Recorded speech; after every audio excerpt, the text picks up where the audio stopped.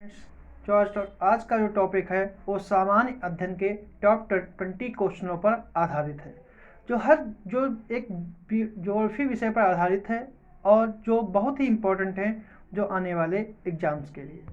तो पहला प्रश्न है कि निम्नलिखित में से कौन वायुमंडल की स्थिर गैस नहीं है। निम्नलिखित में से कौन वायुमंडल की स्थिर गैस नहीं है। ऑप्शन है नाइट्रोजन, ऑक्सीजन, आर्गन या फिर कार्बन डाइऑक्साइड। जो इसका सही जो आंसर है वो आपका है ऑप्शन डी, कार्बन डाइऑक्साइड। जो परिवर्तनशील जो कौन सी स्थिर गैस नहीं है वो है कार्बन डाइऑक्साइड, नाइट्रोजन, ऑक्सीजन और आर्गन। तो ये तीनों गैसें हैं वो स्थिर गैसें हैं, और वायुमंडल की जो परिवर्तनशील गैसें हैं उनमें कार्बन डाइऑक्साइड, हाइड्रोजन भी जो है वो आपकी परिवर्तनशील गैस है, मीथेन,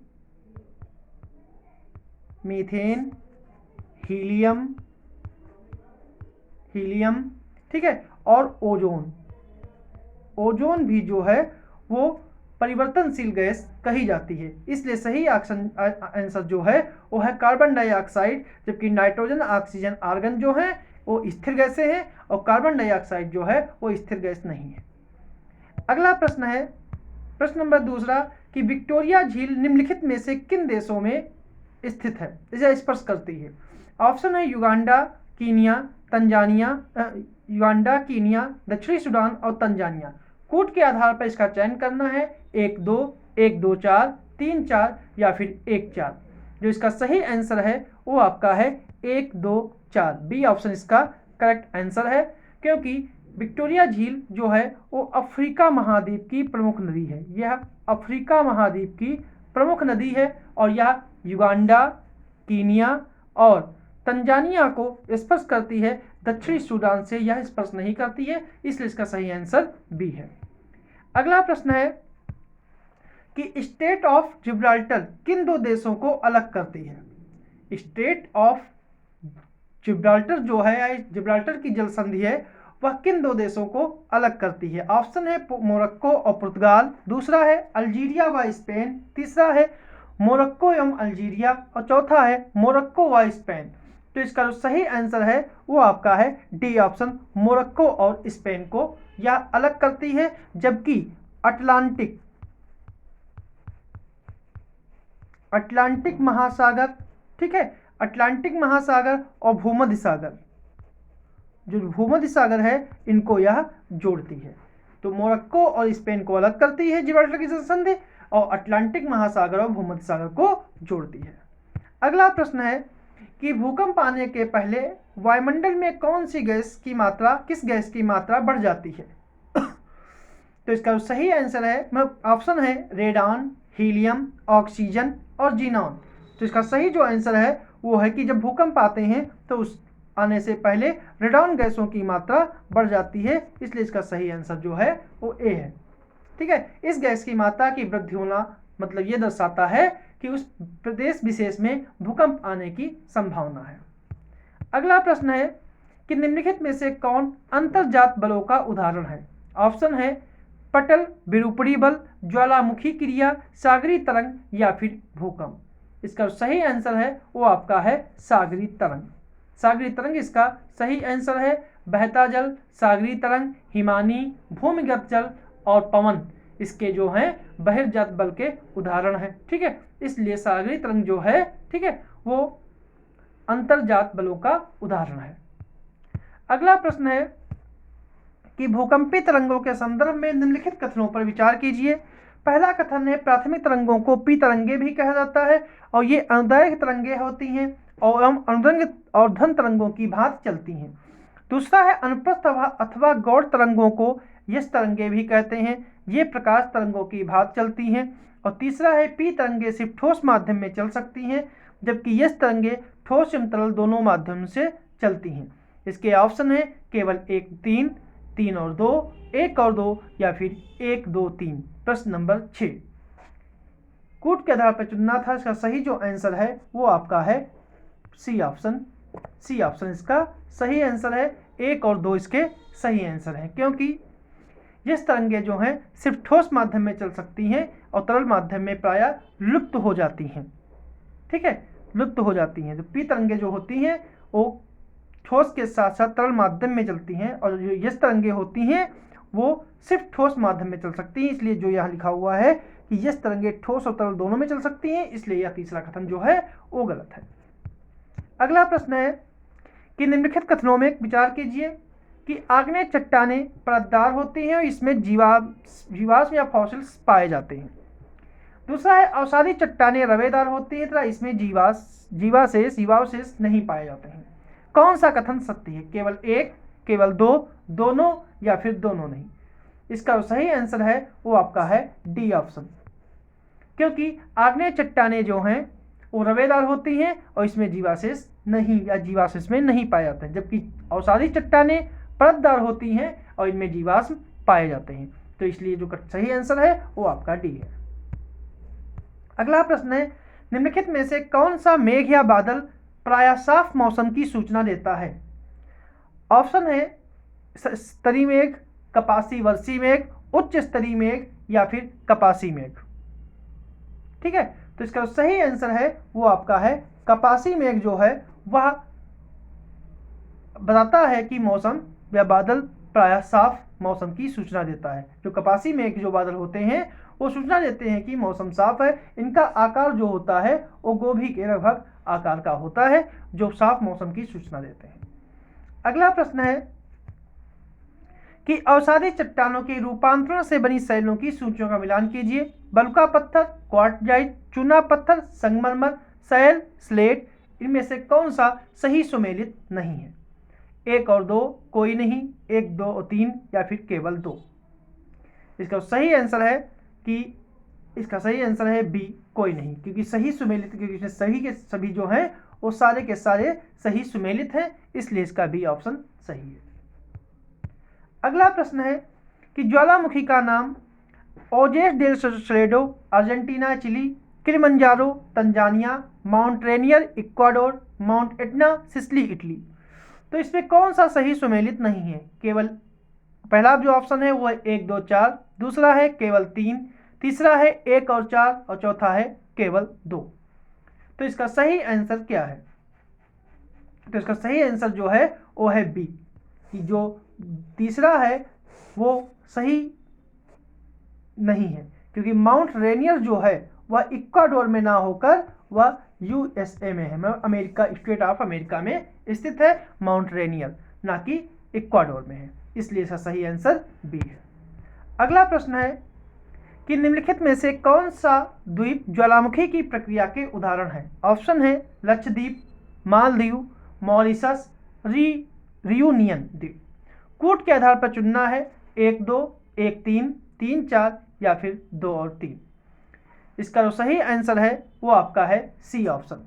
सी ऑप्शन इसका सही आंसर है, 3 और 4, मतलब कि मॉरिशस और रियूनियन द्वीप जो है वो ज्वालामुखी प्रक्रिया के उदाहरण है, जबकि लक्षद्वीप, ठीक है, और मालदीव जो ये है ये प्रवाल द्वीप के उदाहरण हैं, ये प्रवाल द्वीपों से संबंधित हैं, और मॉरिशस रियूनियन जो हैं वो ज्वालामुखी प्रक्रिया के उदाहरण हैं। अगला प्रश्न है कि निम्नलिखित कथनों पर विचार कीजिए। पहला है विषुवत रेखा से ध्रुवों की ओर प्रभावित होने वाली धाराएं ठंडी होती हैं, और दूसरा है ध्रुवों से विषुवत रेखा की ओर प्रभावित होने वाली धाराएं गर्म होती हैं।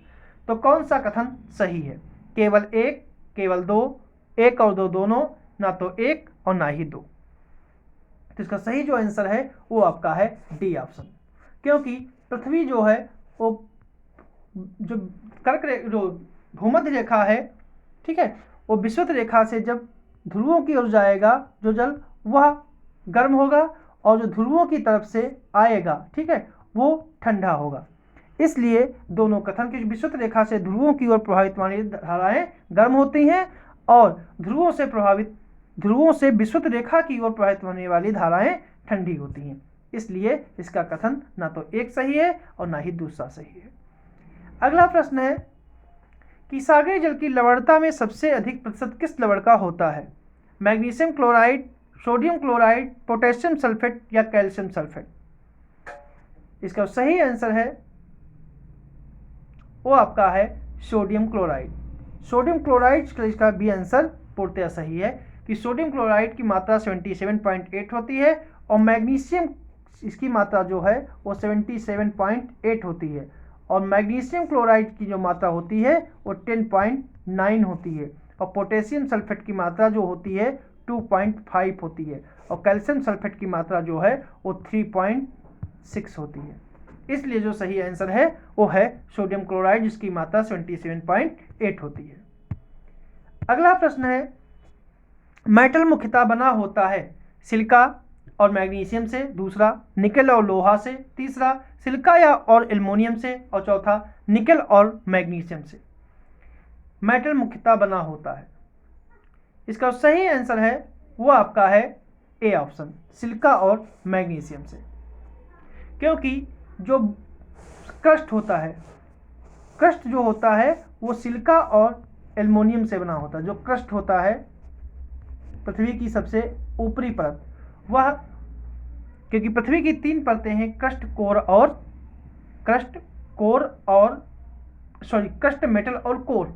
जो क्रस्ट होता है वो सिलिका और एल्युमिनियम से बना होता है और जो मेटल है वह आपका सिलिका और मैग्नीशियम से बना होता है और निकेल और लोहा से जो आपका है वो पृथ्वी का कोर बना हुआ है। तो इसका सही आंसर जो है वो ए ऑप्शन है, सिलिका और मैग्नीशियम से ही मेटल बना होता है। अगला प्रश्न है कि पृथ्वी पर उड़ने वाले पक्षियों का आविर्भाव किस काल में माना जाता है। ऑप्शन है होलोसीन काल, पैलियोसीन काल, इयोसीन काल या प्लीस्टोसीन काल। इसका सही आंसर है कि पृथ्वी पर उड़ने वाले पक्षियों का आविर्भाव जो है वो प्लीस्टोसीन काल में माना जाता है, इसलिए इसका सही आंसर डी है। और इसी काल में स्तनपायी जीव भी विकसित हुए थे। अगला प्रश्न है, मृदा के अध्ययन को क्या कहते हैं। टोपोलॉजी, पेडोलॉजी, एनिमोलॉजी या कॉस्मोलॉजी। मृदा के अध्ययन को क्या कहते हैं। टोपोलॉजी, पेडोलॉजी, एनिमोलॉजी या फिर कॉस्मोलॉजी। इसका सही आंसर है मृदा के अध्ययन को क्या कहते हैं। इसका सही आंसर जो है वो आपका है बी ऑप्शन, पेडोलॉजी। सॉरी, इसका जो सही आंसर है वो है बी, पेडोलॉजी। क्योंकि टोपोलॉजी में ठीक है अनेक स्थान और उनकी विशेषताओं का अध्ययन किया जाता है। पेडोलॉजी में मिट्टी का अध्ययन किया जाता है और एनिमोलॉजी में हवा का अध्ययन किया जाता है। इम्यूनोलॉजी में हवा का अध्ययन। मृदा के अध्ययन को क्या कहते हैं। मृदा के अध्ययन को पेडोलॉजी कहा जाता है, क्योंकि टोपोलॉजी जो होती है वो विशेष स्थानों की उसकी विशेषताओं के अध्ययन के लिए किया जाता है। एनिमोलॉजी में हवाओं का अध्ययन किया जाता है। और कॉस्मोलॉजी में ब्रह्मांड का अध्ययन किया जाता है। इसलिए इसका सही आंसर जो है वो बी है। अगला हमारा प्रश्न है कि यह सर्वाधिक उपजाऊ और भूरी मिट्टी है, यह छोटी घास वाली स्टेपी मैदानों में पाई जाती है, ह्यूमस की अधिकता के कारण इसका रंग काला होता है, यह निम्नलिखित में से किस मिट्टी की विशेषता है। ऑप्शन है टेरा रोसा मिट्टी, लाल मरुस्थलीय मिट्टी, चेरनोजम मिट्टी या फिर प्रेरी मिट्टी। इसका सही आंसर है वो है चेरनोजम मिट्टी, सी ऑप्शन। अगला प्रश्न है कि ब्राजील में उष्णकटिबंधीय सदा हरित वनों को क्या कहते हैं। तो इसका ऑप्शन है पंपास, सवाना, डाउन्स और सेल्वास। तो इसका जो सही आंसर है वो आपका है सेल्वास। जो ब्राजील में उष्णकटिबंधीय जो सदा हरित वनों को सेल्वास कहा जाता है। अगला प्रश्न है कि कृत्रिम वर्षा के लिए प्रयोग में लाया जाने वाला कौन सा तत्व है। इसका सही ऑप्शन है silver bromide, silver iodide, potassium nitrate और सिल्वर नाइट्रेट। कि कृत्रिम वर्षा के लिए किसका प्रयोग किया जाता है। Silver bromide, silver iodide, potassium nitrate या फिर सिल्वर नाइट्रेट। इसका सही आंसर है वो आपका है सिल्वर आयोडाइड। अगला प्रश्न है कि निम्नलिखित में से कौन सी ठंडी हवा है। ब्लैक रोलर, पूना, सामल या फिर सिराको। तो इसका सही आंसर है कि जो पूना है वह एक ठंडी हवा है। बाकी जो है ब्लैक रोलर, शामल और सिराको ये सभी गर्म हवा हैं। ब्लैक रोलर जो है वो यूएसए में बहती है, ठीक है। शामल ईरान की हवा है और सिराको जो है वो सहारा रेगिस्तान की हवा है। तो ये तीनों हवाएं जो हैं वो गर्म हवाएं हैं, जबकि पूना जो है वो ठंडी हवा है। तो ये थे हमारे आज के 20 प्रश्न।